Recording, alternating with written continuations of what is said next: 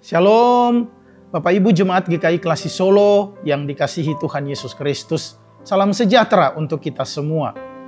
Mari saya ajak kita untuk merenungkan firman Tuhan dalam Renungan Bina Iman GKI Klasi Solo hari Kamis tanggal 10 Oktober tahun 2024. Firman Tuhan hari ini terambil dari Kitab Ibrani pasal 3 ayat 12 sampai dengan ayat 13.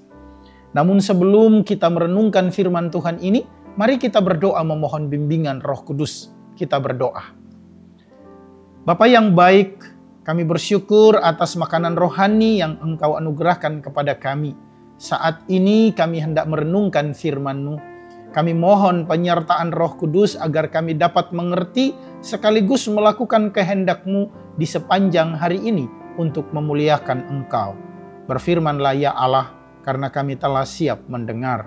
Di dalam Kristus, firman yang hidup, kami berdoa. Amin.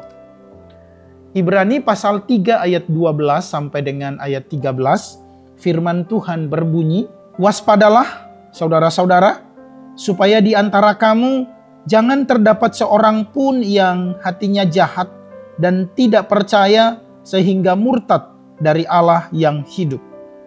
Tetapi hendaklah kamu saling menasehati setiap hari, selama masih dapat dikatakan hari ini, supaya jangan ada di antara kamu yang menjadi keras hatinya karena tipu daya dosa."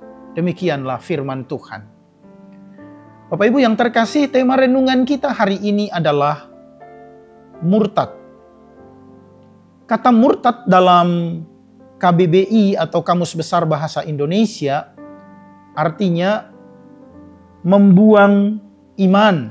Tetapi juga kata murtad artinya berbalik belakang.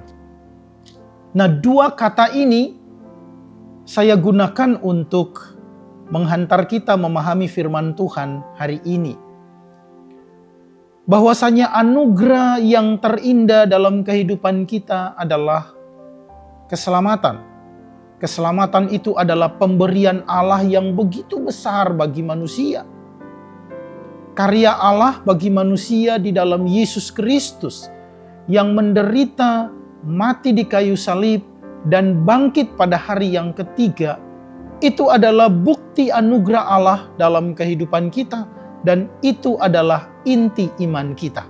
Maka setiap orang percaya diminta untuk percaya pada karya Allah dan anugerah Allah yang diberikan kepada manusia.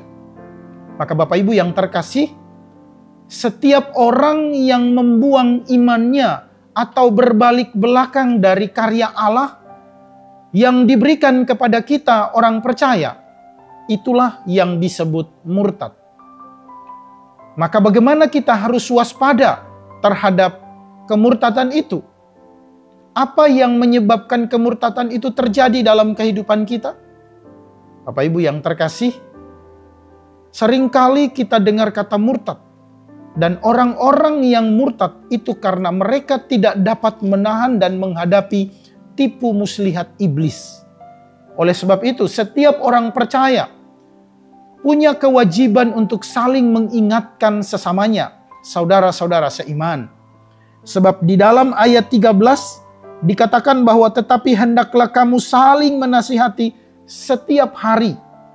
Nah Bapak Ibu yang terkasih, di dalam konteks ini saya ingin mengajak kita untuk menyadari bahwa ketika Allah menyerahkan keselamatan itu kepada manusia di dalam Yesus Kristus, maka Dia juga menjaga karyanya sendiri kepada manusia melalui 4 hal.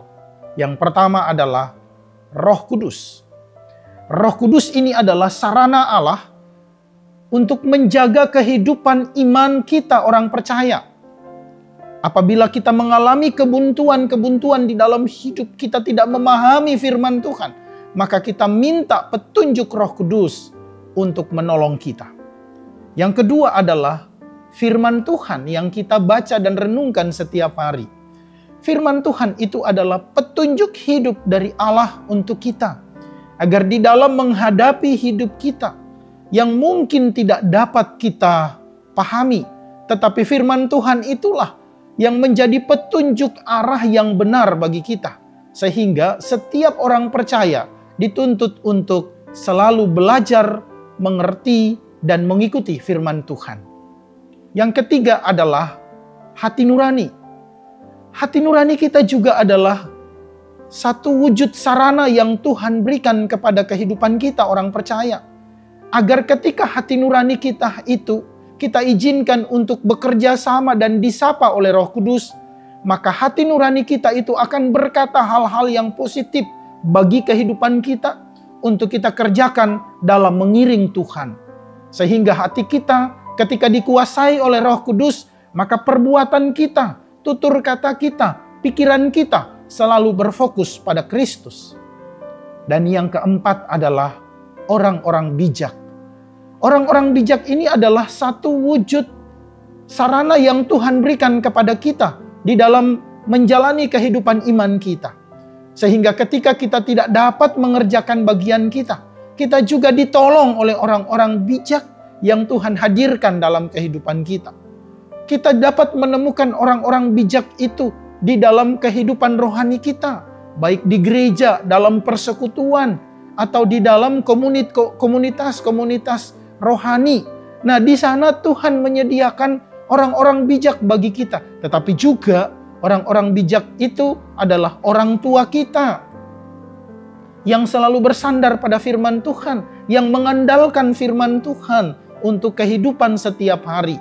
Maka itulah yang Tuhan anugerahkan kepada kita untuk menjalani kehidupan kita di dalam mengiring Kristus. Maka Bapak Ibu yang terkasih, kita harus waspada terhadap godaan iblis dalam kehidupan kita agar kita tidak murtad. Karena kemurtadan itu menyebabkan kita masuk di dalam hukuman kekal. Kemurtadan itu terjadi karena kita tidak dapat waspada terhadap pengaruh dan godaan iblis.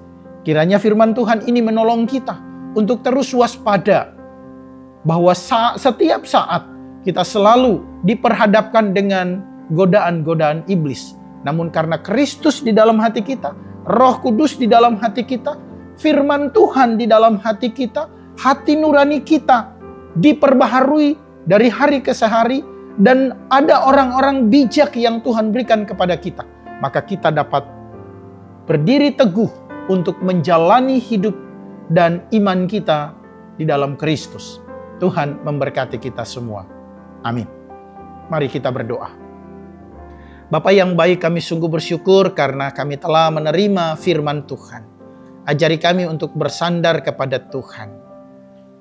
Berkati kehidupan kami, berkati usaha dan pekerjaan kami, berkati keluarga kami, berkati studi anak cucu kami, berkati gereja-gereja di GKI Klasi Solo, dan semua jemaat dalam pergumulan masing-masing. Dan biarlah firman Tuhan ini boleh menguatkan kami. Terpujilah Engkau ya Allah, di dalam Kristus kami berdoa. Amin.